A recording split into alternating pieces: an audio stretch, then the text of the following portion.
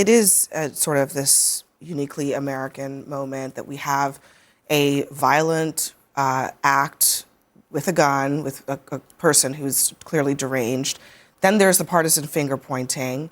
And now we're kind of back where we always are. I mean, is it fair to take this incident, say that it's the Democrats' fault, and if you're a Republican, never question or criticize President Trump for his rhetoric?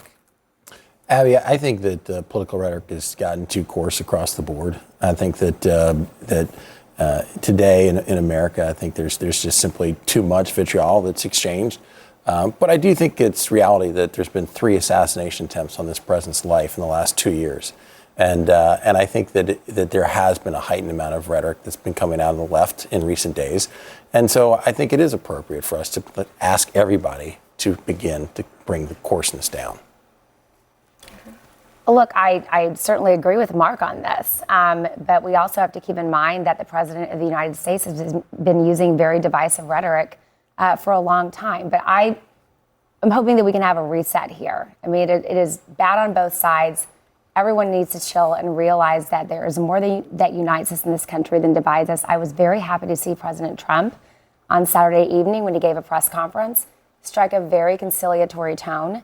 I'm hoping that will continue. It feels like some of his surrogates today have been on TV very on message in a way that is not helpful.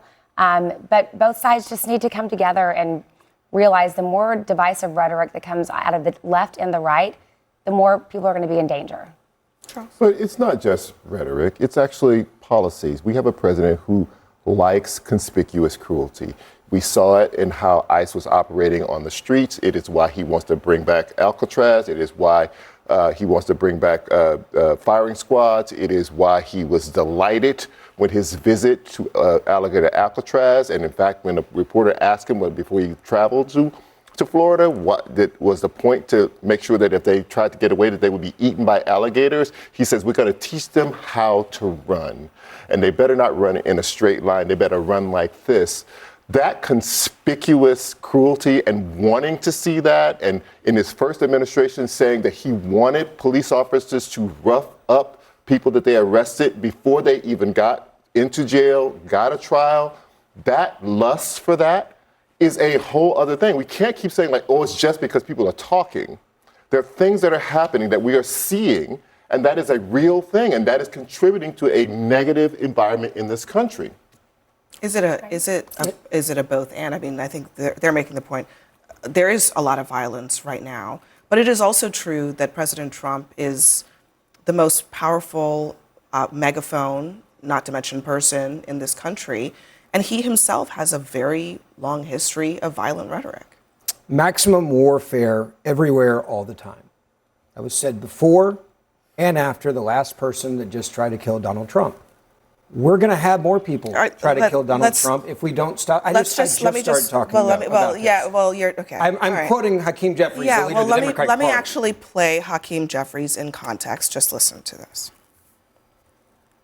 Hakeem Jeffries just this month said, we are in an era of maximum warfare everywhere all the time. Donald Trump and Republicans launched this gerrymandering war. We are in an era of maximum warfare everywhere all the time.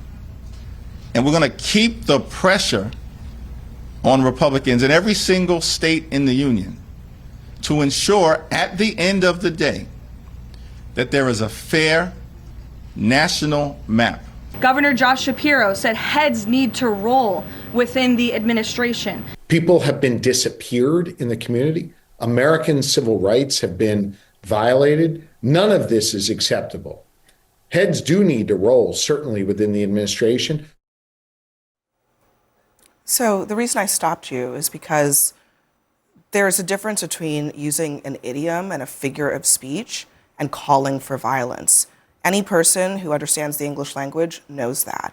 And I think that is true of that quote that you just read of Hakeem Jeffries and the one that you heard from Josh Shapiro. There will be more attacks and there'll be more conservatives that will be killed if the Democratic Party doesn't wake up and realize that words have meaning and they light the fuse.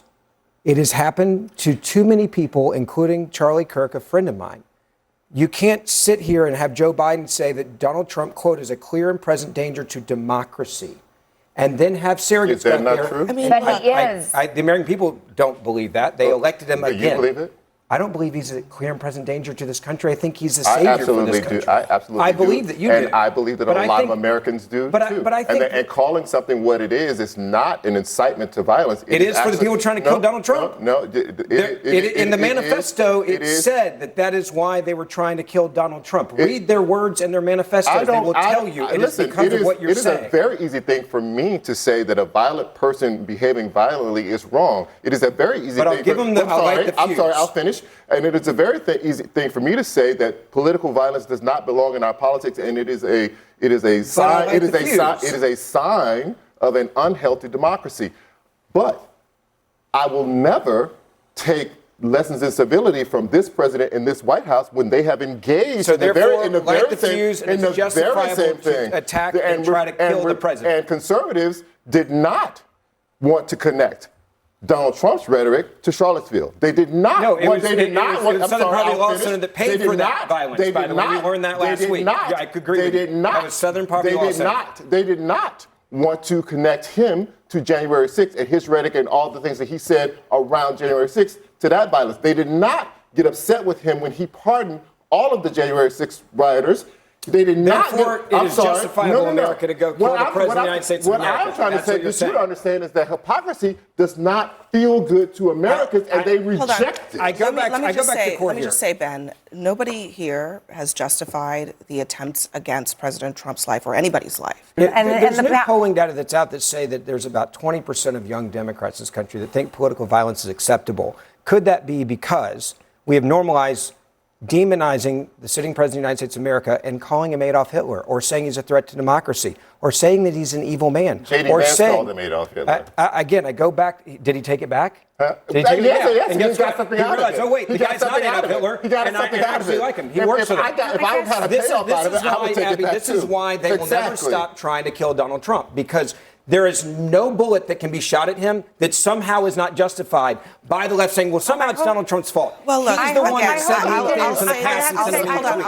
They are going to try to kill him forever if y'all keep this up. I will say this until I'm blue in the face. No one at this table has justified any violence against President Trump. Abby, and so I think that with all making due those generalizations, with all due respect, making those kinds of generalizations only coarsens the dialogue that we're trying to have.